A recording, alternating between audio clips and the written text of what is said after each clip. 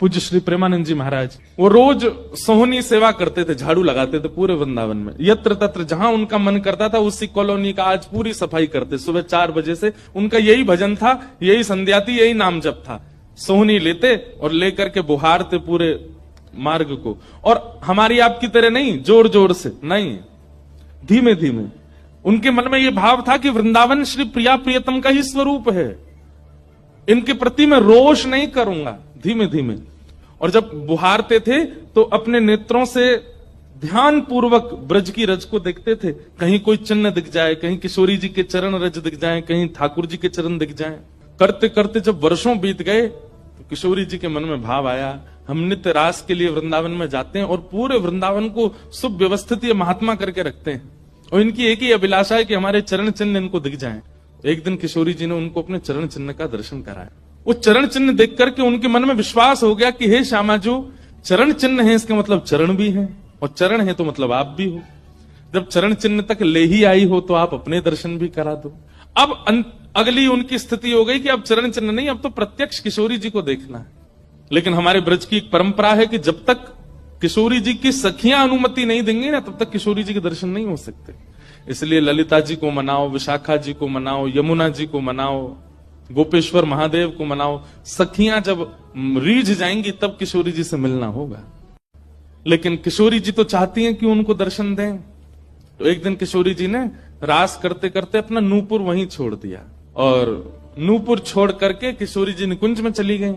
आप सुबह सुबह जब सोहनी करने आए तो आपको वो नूपुर मिला, और नूपुर देख करके वो आनंदित हो गए। इतना सुंदर नूपुर, ऐसी सुंदर उसकी कलाकृति, इतना हल्का उसका वजन, इतना सुंदर उसका स्वरूप। आपके मन में भाव आया कि कोई बड़े घर की लाली होगी, उसका रह गया होगा, मैं रख लेता हूं, कभी कोई मिलेगा मांगने आएगा कि भाई हमारा नूपुर दो तो मैं दे दूंगा। आपने वो नूपुर अपने पास रख लिया। नूपुर से दर्शन किशोरी जी ने कईयों को कराए। इसलिए वृंदावन में जब चला कीजिए ना, बहुत ध्यानपूर्वक देखते हुए पृथ्वी को चला कीजिए, क्या पता क्या मिल जाए। सूरदास जी को भी नूपुर से ही दर्शन हुए किशोरी जी के।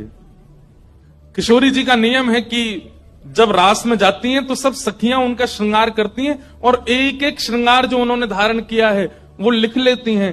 कानन में कुंडल पहने हैं, गले में ये हार पहना है, उसके ऊपर मोतिन की माला पहनी है, फिर गुंजा माला पहनी है, फिर नवलखा के हार पहने, हाथन में इतने कड़ूला पहने हैं, पैरन में पाजे। क्यों? बोले रास में श्याम सुंदर आते हैं, पता ना काचोरी करके भाग जाए। अगर एक कम रह जाए तो फिर ठाकुर जी की शामत कहां है, हमारी श्री जी का श्रृंगार बताओ। इसलिए सब सखियां जो हैं किशोरी जी के सिर से लेकर नख तक एक एक श्रृंगार को लिख लेती हैं पहले, रास में भेजने से पहले। और फिर रास में आने के बाद, रास से आने के बाद फिर सब सखियां एक एक श्रृंगार एक बोलेगी, हाँ भाई कानन में ये कुंडल है, गले में ऐसी माला है, हाथन में कड़ूला, पामन में ये 2 पाजेब हैं, सब गिनती करो। और एक एक करके उतारती जाती है सखियां। आज किशोरी जी के चरणों का एक नूपुर नहीं। शाखा आदि बोली, हे श्यामाजू आपका एक नूपुर कहां गया? बोले अरे मोह तो पता ना है, सके नृत्य करते करते रह गए हो वृंदावन में। ललिता विशाखा बोली, स्वर्ग के इंद्र के हाथी के दांतों से बना हुआ नूपुर है वो, सामान्य नूपुर नहीं है। आपके ऊपर तो कोटि कोटि ब्रह्मांड वारी वारी जाते हैं किशोरी जी, पर वो नूपुर ठाकुर जी ने आपको भेंट किए हैं, बड़े बहुमूल्य नूपुर हैं। अब किशोरी जी बोली, मोह ना पता कहां रह गए होगो कहीं पे। किशोरी जी तो मन बना चुकी है ना, दर्शन देना है उनको। तो ललिता विशाखा ने विचार किया कि हम ही जाती हैं, ढूंढ के आती हैं निकुंज में, कहां है वृंदावन में। बोले अपने रूप में तो नहीं जाएंगी, तो एक वृद्धा का रूप धारण किया, एक वृद्ध मैया का रूप धारण करके ललिता विशाखा गई और वृंदावन में ढूंढने लगी नूपुर कहां है। तभी ढूंढते ढूंढते वो महाराज जी सोहनी कर रहे थे, उनके सामने पहुंची। अरे बाबा, हमारी लाली आई सवेरे सवेरे यहाँ पे, और बाके पाम को एक नूपुर रह गयो, तेने देखो। बाबा बोले, तुम कौन हो रही? बोले हम पास के गांव की रहवारी, हमारी बहू है वो, और या की लाली है वो, जाको नूपुर रह गयो है। बाबा बोले, मैं कैसे पहचान जाऊं कि तुम्हारी ही लाली का नूपुर है? भाई मनचले लोग हैं, बहुमूल्य वस्तु किसी पे देखते हैं तो सब अपना अपना बताते हैं। रोड में अगर 100 रुपया गिर जाए और 50 लोग वहां से निकल रहे हों, कि कोई पूछे भैया 100 रुपया किसका, सब अपनी जेब चेक करते, भले ही कुछ लेके नहीं थे, भले ही जेब में कुछ नहीं था, फिर भी देखते लग तो मेरा ही रहा थे, मेरे जेब में 100 रुपए तो थे। सब अपना बताते हैं बहुमूल्य वस्तु को। तो मैं कैसे मानूं कि तुम्हारा नूपुर है? अरे बाबा हम कह रहे हैं तुम थे। बोले कहवे को अभी मैं तो असमंजस में पड़ जाऊंगा कि मैंने गलत आदमी दे दियो। बाबा तो फिर कैसे माने को? बोले एक नूपुर मेरे पास है, एक नूपुर तुम्हारी बहू ने ही पहन रखो होगो, वाकू ले आओ और यहां लाकर के मुझे पहले नूपुर की पहचान करा तो मैं दूसरा दे दूंगा। ललिता विशाखा बोली बड़ो चतुर बाबा है, श्री जी को बुला रहा है। अरे बाबा तो शर्म ना आवे, ऐसी घर की बहू बेटी ने हम तेरे पास लेके आवेंगे? बाबा बोले तो फिर चले जाओ, तुम पे भैया खूब धन धान्य, दूसरा नूपुर बनवा लियो, जो मुंह पे रहने दो। ललिता विशाखा बड़ी चिंता में लौट करके आई तो किशोरी जी बोली क्या बात है, आप इतनी चिंतित क्यों? बोले एक बाबा है, बाने आपको नूपुर धल लियो, यूं कह रहा है कि पहले जिनके पास एक नूपुर है उनको लेके आओ तब दूसरा दूंगा। तो श्री जी बोली इसमें क्या देर है, फिर ले चलो, चलते हैं ना। विशाखा जी समझ गई, बोले हे ललिता जी ये सब लीला किशोरी जी कर रही हैं, इनको दर्शन देना है उनको, और हमसे और आपसे स्पष्ट कह नहीं सकती, क्योंकि हम तो फिर सबको परखने लगती है ना कि इसमें कोई दोष तो नहीं, इसमें क्या गुण है, इसलिए किशोरी जी सीधे हमसे नहीं बोल करके और ये लीला कर रही हैं, इनको ले चलो।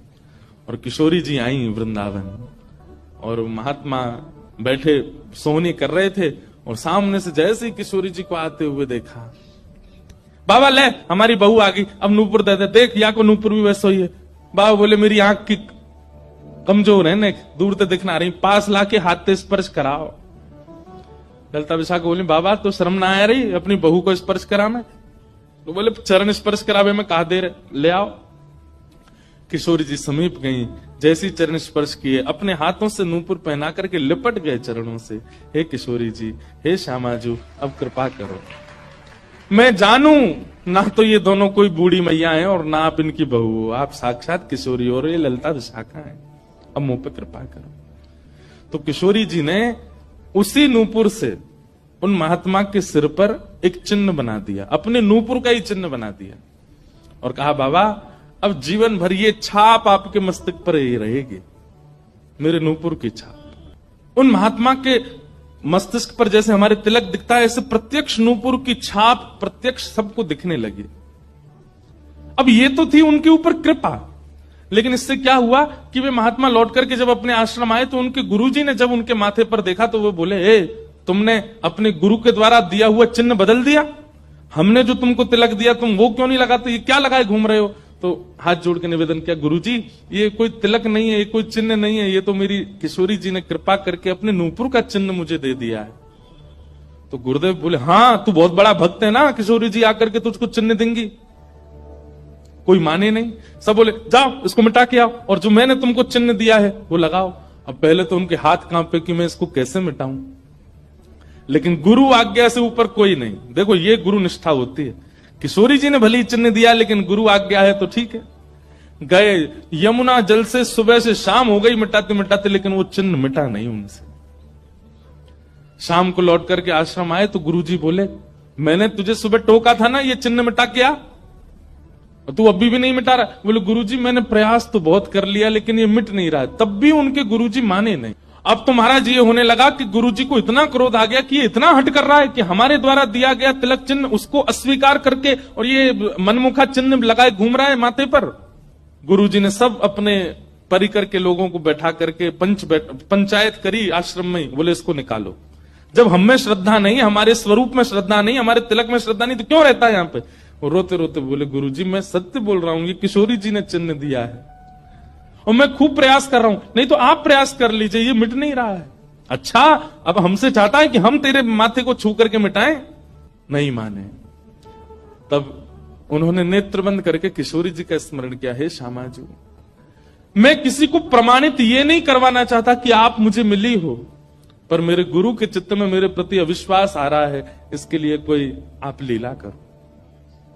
तो भगवान के सखा श्री सुबल जी की ये आराधना करते थे। ये जो महापुरुष थे ये ठाकुर जी के सखा सुबल का चिंतन करते थे कि कभी मैं ठाकुर जी से मिलने का मन हो तो सुबल, जैसे भगवान के सखा है ना तन सुखा मन सुखा धन सुखा मधुमंगल श्री दामा सुबल, तो ये सुबल का चिंतन करते थे कि सुबल कभी कृपा करेंगे तो मुझे ठाकुर जी से मिला देंगे। ऐसे सखियों का चिंतन करते हैं किशोरी जी के दर्शन करने वाले, और सखाओं का चिंतन करते हैं ठाकुर जी का दर्शन करने वाले। तो ये सुबल का चिंतन करते थे। तो किशोरी जी ने सुबल को बुलाया, सुबल आए, श्यामाजू आज्ञा करो। बोले आपको हमारा एक काम करना है, एक महात्मा पर हमने कृपा करके उसको अपने नूपुर का चिन्ह दिया है और उनके गुरुदेव को विश्वास नहीं हो रहा कि ये चिन्ह हमने दिया है, इसलिए वो आपकी आराधना करते हैं, आपको बहुत बचते हैं। आप जाकर के हमारी तरफ से ये प्रमाण दे दो कि हमने चिन्ह दिया, क्योंकि उस सभा में कई लोग ऐसे हैं जिनको मेरे दर्शन का अधिकार नहीं है, और मैं तो जाना चाहती हूं पर ये ललिता विशाखा मुझे जाने नहीं देंगी। इसलिए आप जाकर के वहां प्रमाणित कर दो कि ये चिन्ह मैंने दिया है। तब भगवान के सखा सुबल साक्षात उस आश्रम में प्रकट हो गए, और प्रकट होकर के जैसे देखा दिव्य देह, दिव्य तनु, दिव्य तेज निकल रहा है, सबने प्रणाम किया, बोले कि ये आपका परिचय? बोले मैं भगवान का सखा सुबल हूं। देख करके सबने बोले आप कैसे आए? बोले हे गुरुदेव, आप अपने शिष्य पर इतने रोष कर रहे हो, ये चिन्ह ये किशोरी जी ने ही इनके माथे पर पधराया है, आप इनके ऊपर नाराज मत हो। अब सुबल प्रमाणित करके चले गए। अब क्या हुआ? गुरु जी को आत्मग्लानि होने लगी। बोले मैं गुरु हूं और मेरे चेला को ठाकुर जी मिल गए, श्री जी मिल गई, और मुझे विश्वास नहीं हुआ। तब गुरु जी ने अपने गुरुजनों को, अपने श्रेष्ठ जनों से जाकर के कहा कि मुझसे अपराध बना है। ठीक है, गुरु शिष्य के ऊपर क्रोध कर सकता है, उसका कोई दंड नहीं होता, पर किशोरी जी के द्वारा कृपा की गई, मैंने उस पर प्रश्न चिन्ह उठा दिया, इसका तो मुझे दंड मिलना है। तब सब रसिक जनों ने विचार किया, बोले इसका क्या दंड दें? तो बोले आप एक काम कीजिए, दंडोत्सव कीजिए। दंडोत्सव। बोले दंडोत्सव में क्या करना है? बोले आज तक जितनी तुम्हारे पास जमा पूंजी है सब संतों की, भक्तों की सेवा में लगा करके और आनंद से सुंदर भंडारा करो, सुंदर नाम संकीर्तन करो, सुंदर अपने घर पर एक उत्सव रखो, और उसमें जितने महापुरुष आए सबको दंडवत प्रणाम करते करते सबसे क्षमा मांगो। और फिर जब सब तुम्हारा धन संपत्ति अब तक जितनी कमाई वो सब संतों की सेवा में लग जाए, फिर उन संतों से कृपा प्रसादी मांगो कि आप सब मुझे क्षमा कर दो। इस प्रकार से दंडोत्सव करो।